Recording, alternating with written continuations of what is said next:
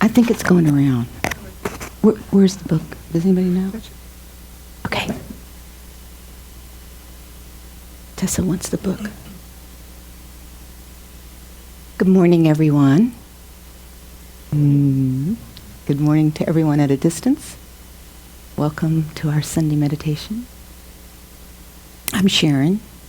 I'm one of the senior students that lead this practice.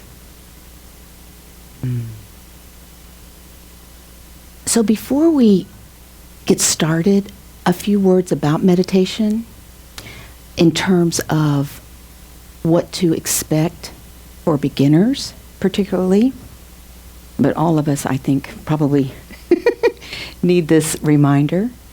And that is that as we try to settle our minds, and as we go through this meditation, we are definitely going to be distracted.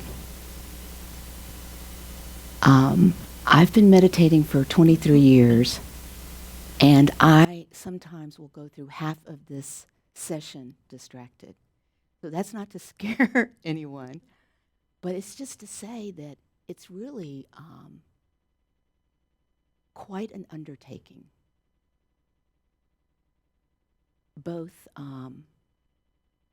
in terms of what we're trying to accomplish. You know, the goal is so amazingly worthwhile, you know, to really be able to settle our minds, get in tune with our heart, make space in our busy life to be present, to get to know ourselves. You know, all of that is huge. You know, it's a beautiful opportunity to work with our minds and to get to know ourselves. But it's also quite a challenge, particularly in the beginning, because as we do begin to settle our minds and allow our thoughts to lessen, to begin to dissipate, initially we notice them. And if we haven't meditated, at least for a length of time or on a regular basis, it may be the first time that we've really seen how full of thoughts we are and how very taken away by them we become. You know, it's not that thoughts are the problem. It's when we're lost in thought, when we're unaware that we are lost in thought. That's the problem. So we want to create space to allow the thoughts to arise, but not to get hooked by them, not to make stories about them, because that's what we do. A thought arises, and then we're off to the races. And, you know, that's just being human. So it's not something for us to be disappointed about or frustrated about. It's just the way it is. But it's something that we have some capacity to change, to where thoughts can arise, but we're not getting hooked and getting lost in thought. That we have some capacity to determine where we're going to place our attention and not get so distracted that we're off. So that's going to happen as we meditate. And it's natural, it's being a human. So we don't want to judge ourselves. So it's also an opportunity to practice self-compassion. You know, to really be patient with ourselves, be loving to ourselves,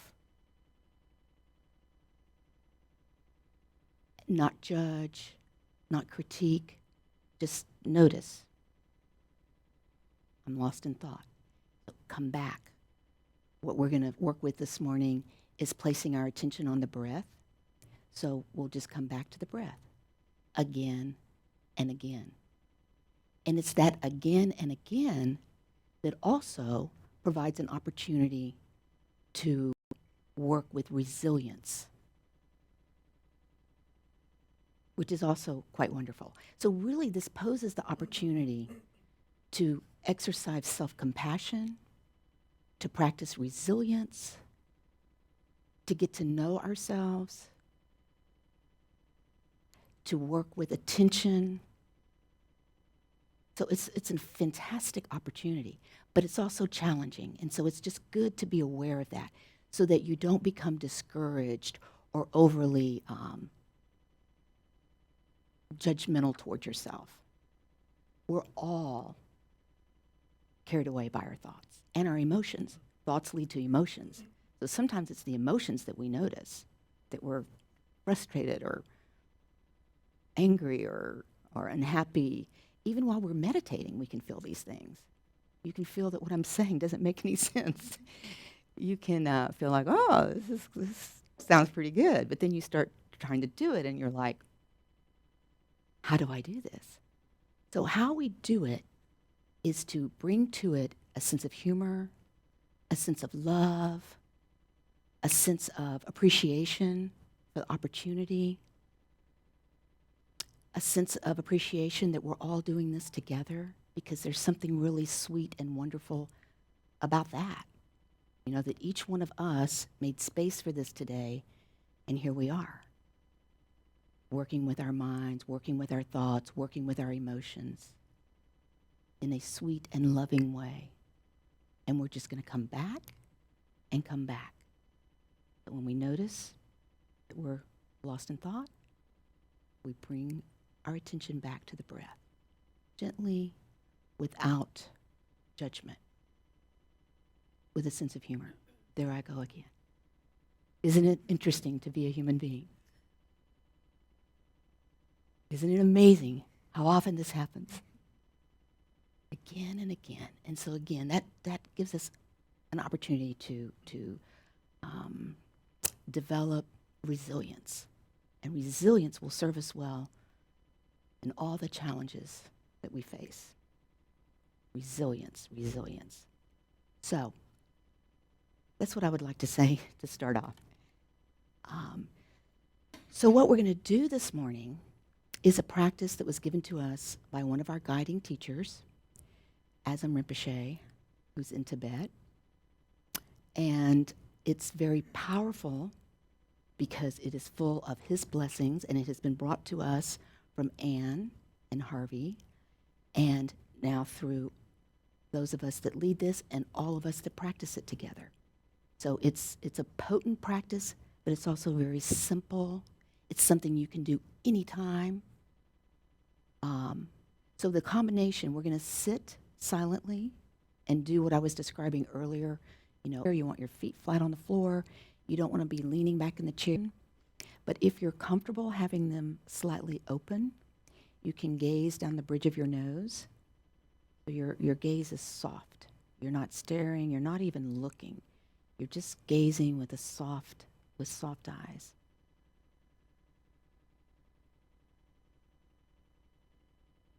And once you get this set up, you want to sort of relax. You want your body to then relax.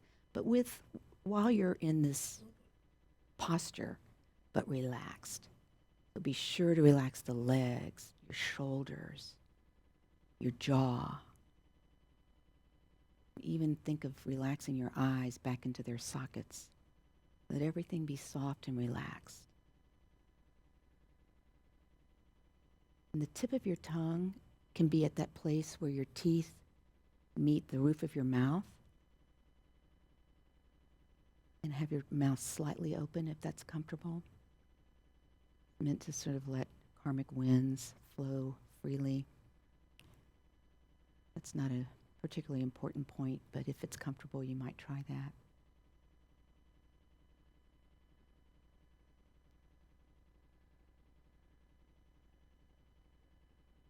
Relax the body. Relax your energy. So the energy that's coursing through your body, allow it to just relax. Perhaps flow down from your head.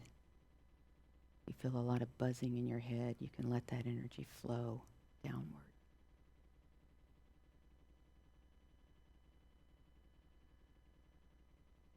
And feel the support of your cushion, support of the earth.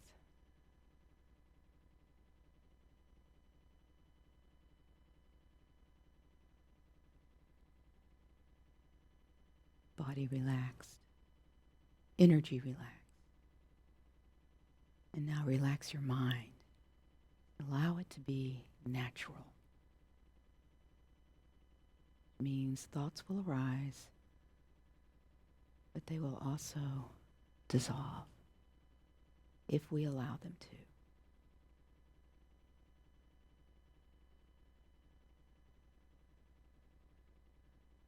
You can gently place your attention on the breath. Experiencing your body breathing.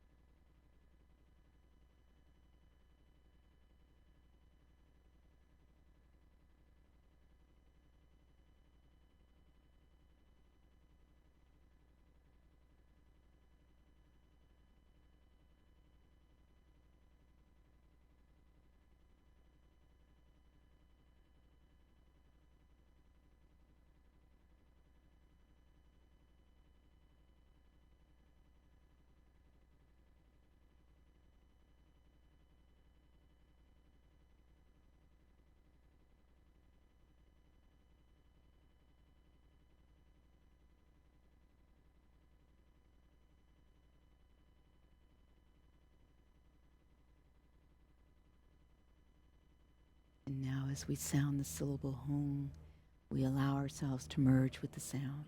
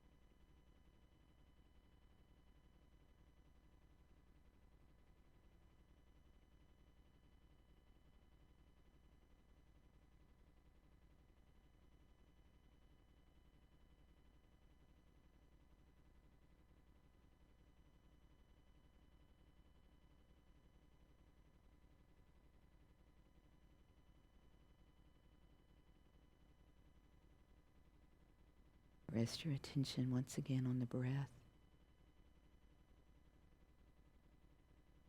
Noticing how it feels when you inhale, and especially how it feels when you exhale.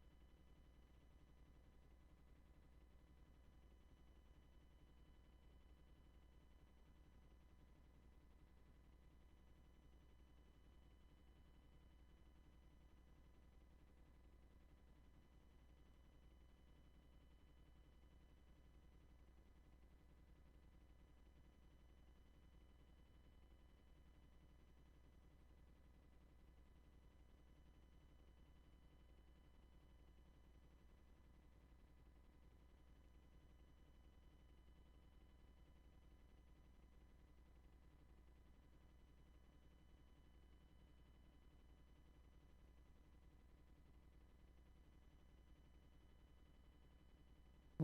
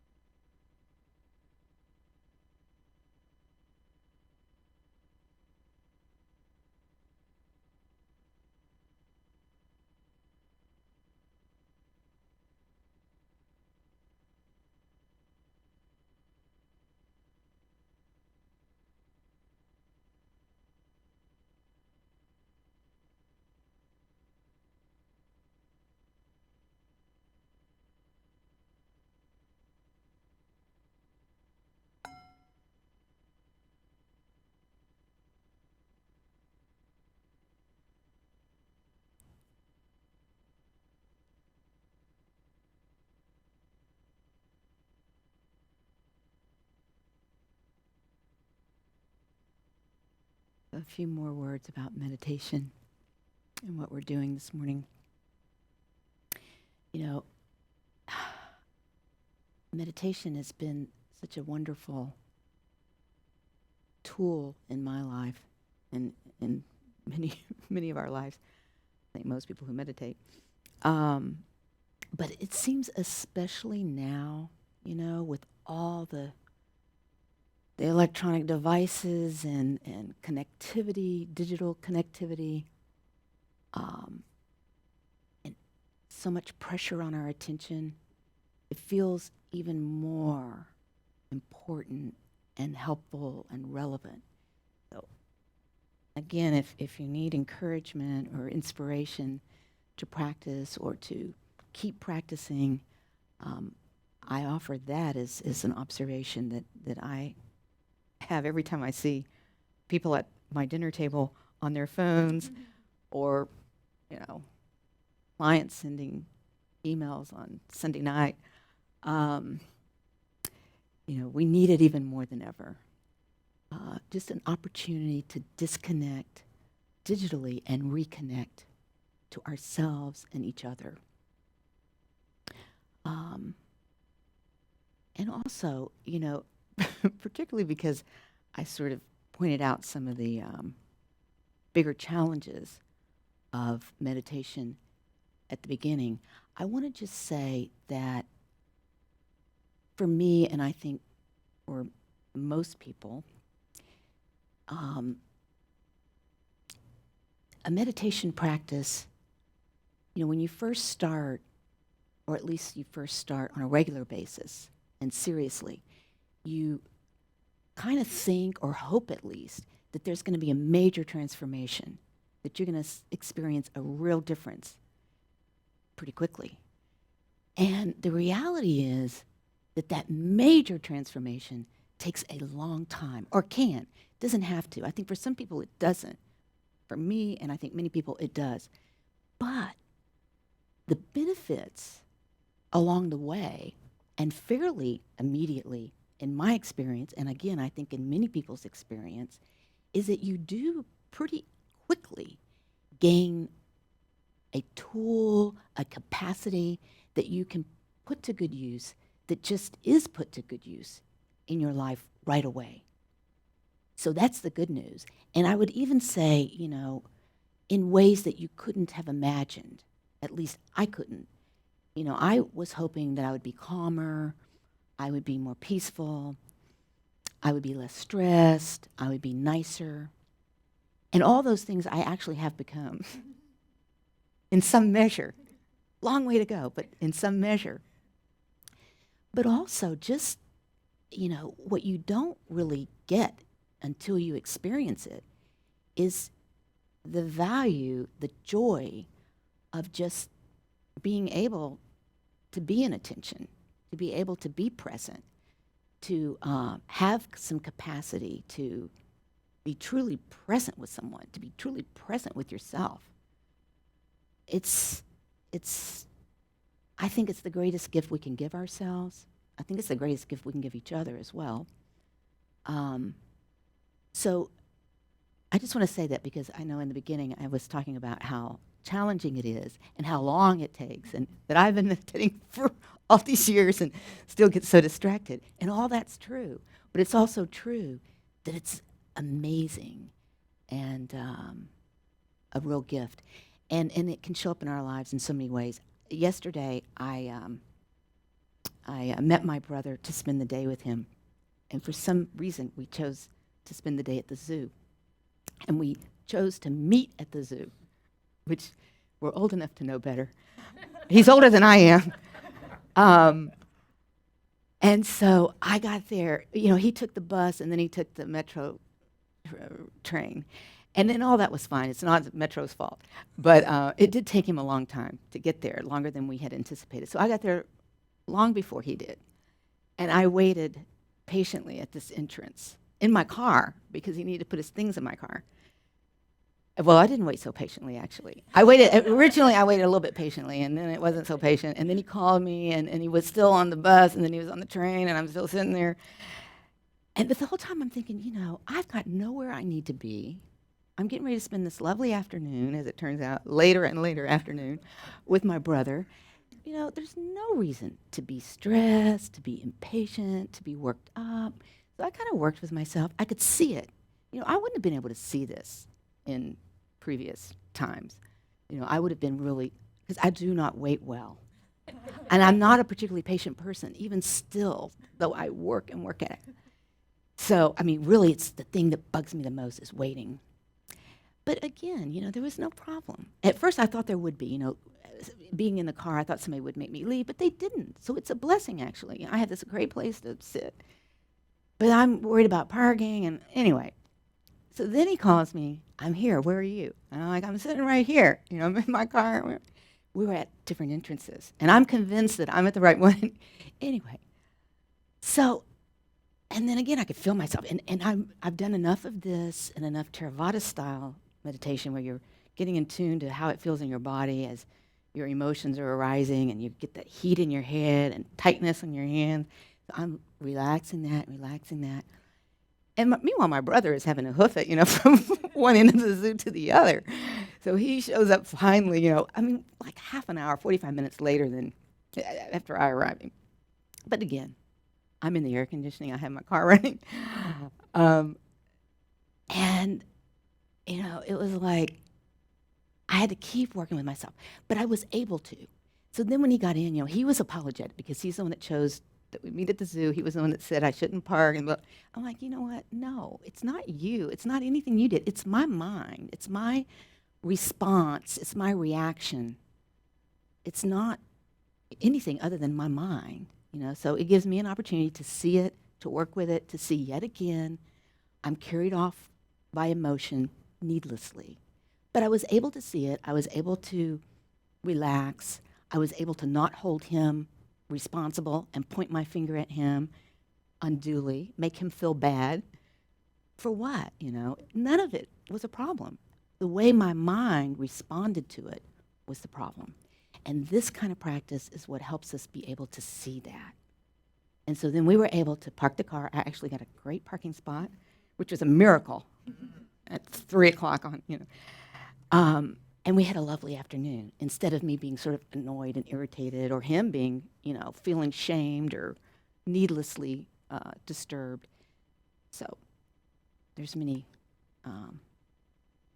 great things about this practice, and that's my recent example. So we'll take a short break. There's refreshments, there's a restroom at the end of the hall, and then we'll come back and do a short dedication practice.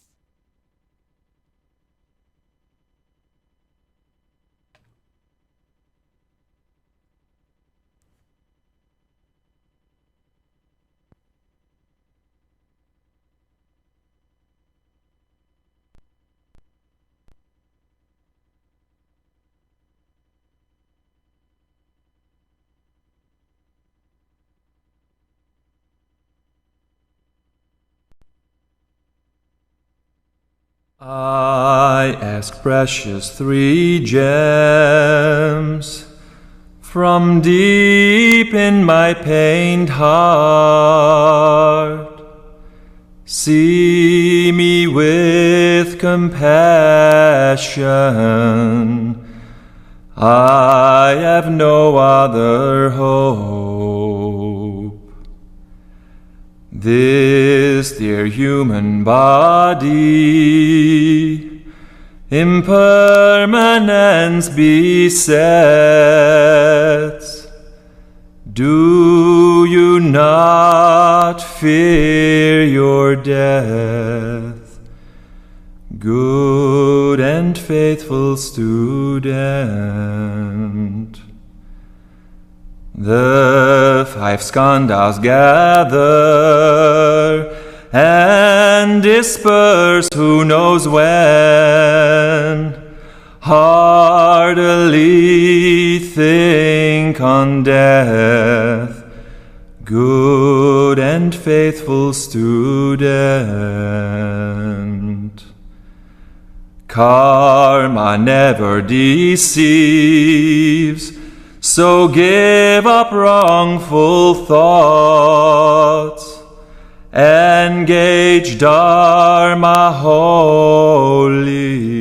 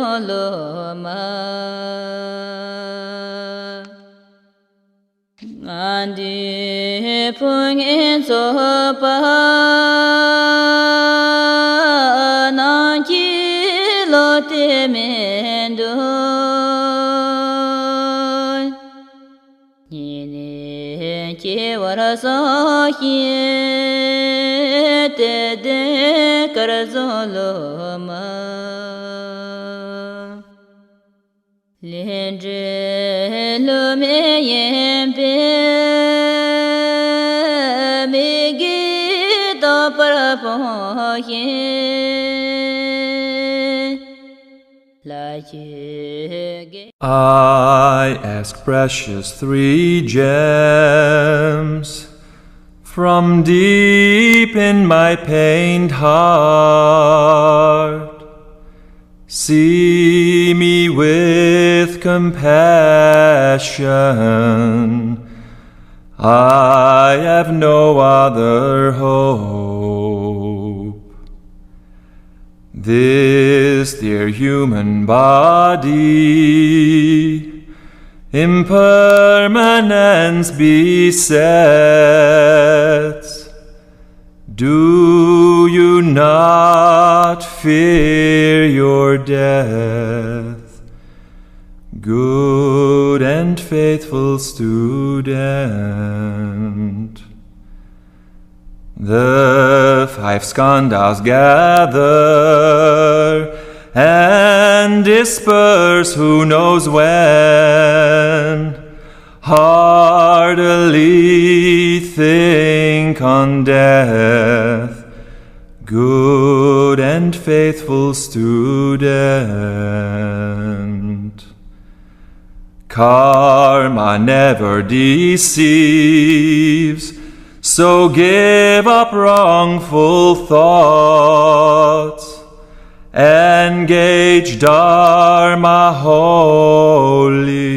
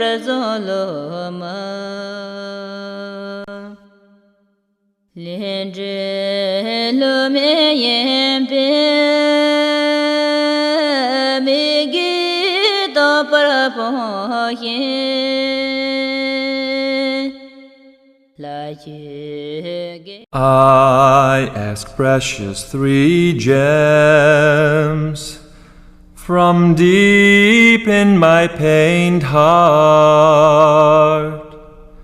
See me with compassion. I have no other hope. This dear human body, impermanence besets. Do you not fear your death, good and faithful student? The 5 skandhas gather and disperse who knows when. Heartily think on death, good and faithful student. Karma never deceives, so give up wrongful thoughts. Engage Dharma wholly.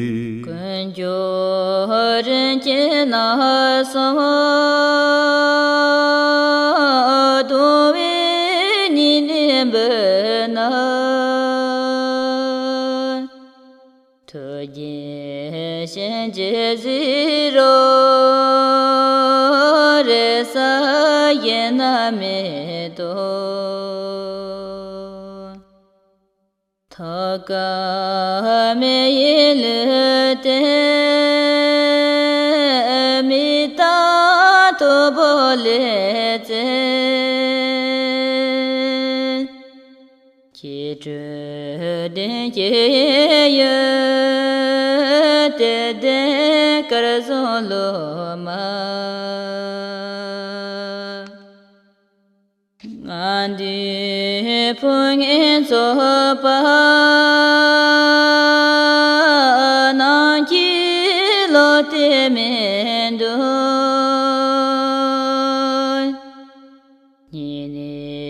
ki varasahi te de karzoloma lenje lo me yembe me gi do parapohe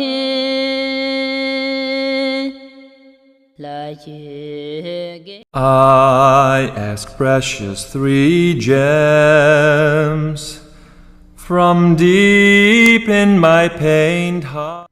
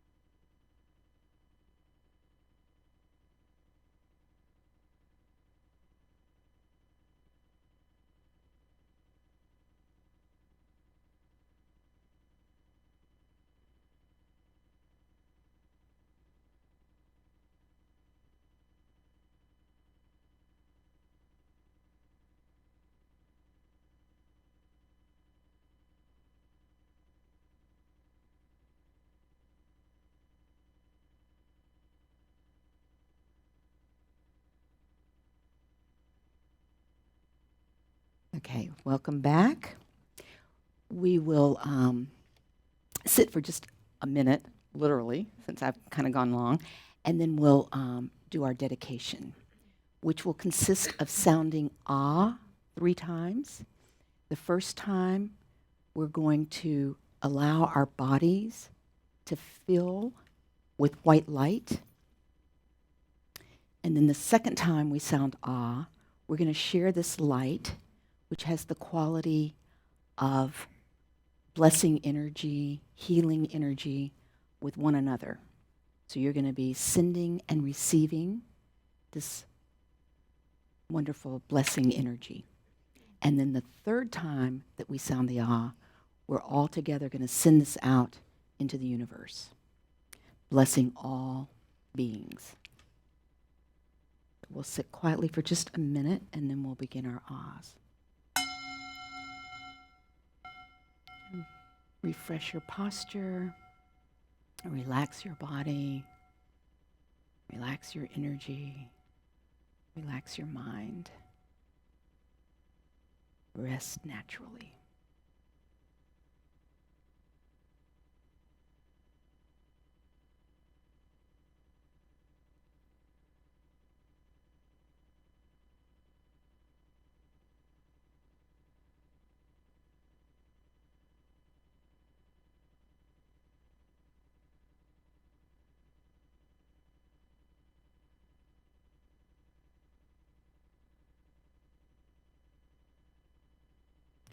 And now we can bring our awareness to our heart center in a brilliant white ah.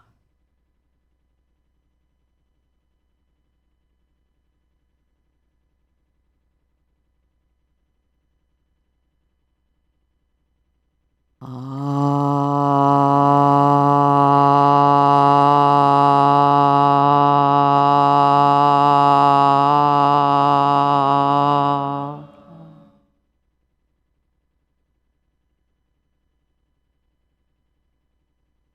And now we share with one another.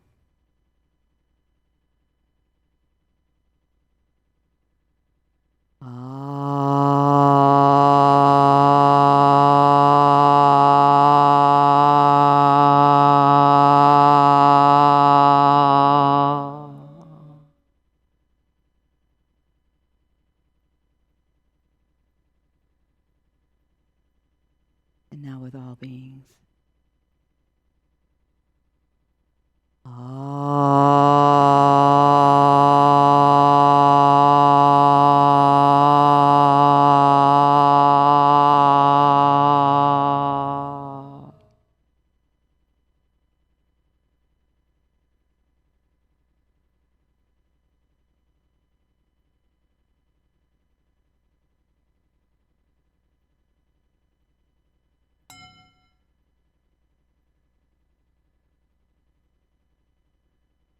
And now we'll recite the dedication that's on both the sheet and also on page 22 in the book. By this good may I swiftly once become a great guru, lead all beings, everyone, to reach to that very ground. And we'll read the names from the book. If I could have the book.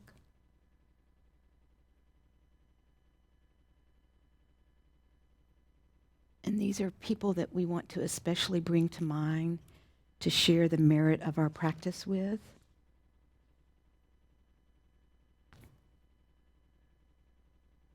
Joanne, Dominique, Danielle, B, Desiree, Helen, all beings in Nepal in the Bardo, Jack Phillips and family, Teresa and Jim, job search, Gus, Monica and family, Taj, Tessa, Tasha in the Bardo, Laura, Dante, Chaz, Ignacio, Zachary, Maria Conley in the Bardo, Bobby, all suffering children, Tessa, Jared, granddad, Kim and her family, Jessica, Sana, Faraz, Ali, Habiba, Azan, Stephen's friend, Dylan, Emma, Simone, Amy, Alina, Shamsa, Ariana's mom, David, Gabriella, Abhar, Katie, Amber, Dax, Antoinette,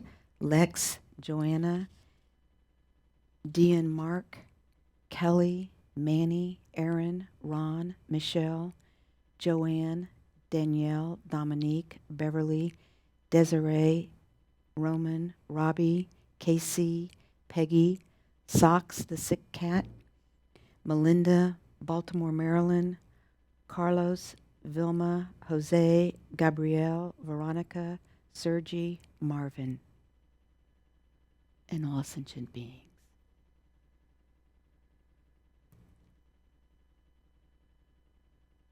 So thank you all. This coming Tuesday will be the last in our current teaching series. This coming Tuesday. Is that what I said? Is that correct? Okay. So I said what was correct. So that will be the last in the current series, which is Living Well, Dying with Ease. I believe Harvey will be teaching that at 7 this coming Tuesday.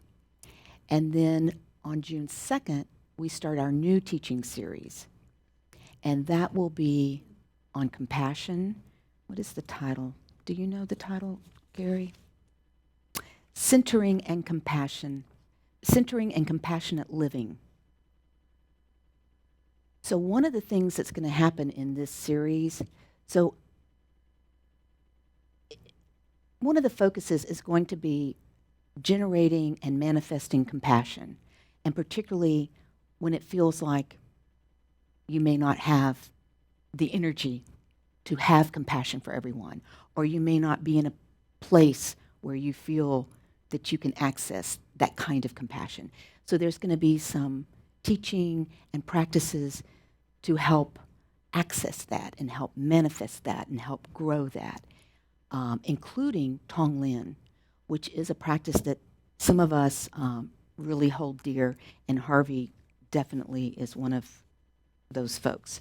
So I think that'll be really wonderful. Tonglen is an opportunity to share, and we actually did a little bit of Tonglen this last practice Tuesday for the Nepali people, and those of us that were here, really found that to be a helpful thing we could offer. So it's something that you can offer to anyone at any time, including yourself. So that's going to be part of the teaching series that starts June 2nd. Also, beginning this coming Tuesday, whatever that date is, is that the 30th? No, whatever. I don't know what the date is. The 18th maybe, 19th. That begins the period of Sagadawa. Sagadawa is actually this year on June 2nd. So that Teaching Tuesday, that opening evening, will be Sagarawa. So it'll be a wonderful time for us to be together. It represents the Buddha's birth, death, and enlightenment, all in one. And the whole period that begins this coming Tuesday and will last a month. So it starts on a new moon, it ends on a new moon. The full moon is June 2nd. That's sort of the culmination, or the peak, not really the peak. That whole period is potent. It's a potent time to practice, to do good deeds, to be generous, to be patient, to be loving. And it's thought that, particularly on Sagarawa, all your good virtue, all your merit is multiplied times 10 million. So it's really a good time to just really, take it as an opportunity to be more mindful about being generous and loving and giving to yourself and to others. So that starts Tuesday. We'll be together June 2nd for actual Sagarawa. And during that, we're going to be doing some practice. That's going to be announced. It'll be on the website. We're going to do some life release, where we release worms that would be used as food for other animals. I usually get them from Petco and PetSmart, and we release them as sort of a nice tradition that they do in Tibet during Sagarawa. So all that we're looking forward to. And then May 31st, Ann and Harvey will lead Sunday meditation, and that is Bring a Friend to Dawn Mountain Day. So please come, and please bring a friend. Ann and Harvey will be here. It'll be awesome. So that's a lot to take in. Sorry for all the announcements, but I do want to kind of put it all out there. We're sending out, I think, an announcement and a newsletter tomorrow that will include a lot of this. So if you're not on our email list and want to be, there's an opportunity to sign up at the front. And other than that, thank you all. It's wonderful to have you here. If you would like to contribute, we would love for you to. There's baskets in the front. You can become a member. You can talk to me, Gary, Claire, Janet. If you're interested in membership, we welcome you to be involved in whatever ways you might like. Volunteer, become a broadcaster, work with Gary and Jessica, Carolyn. Anyway, thank you all.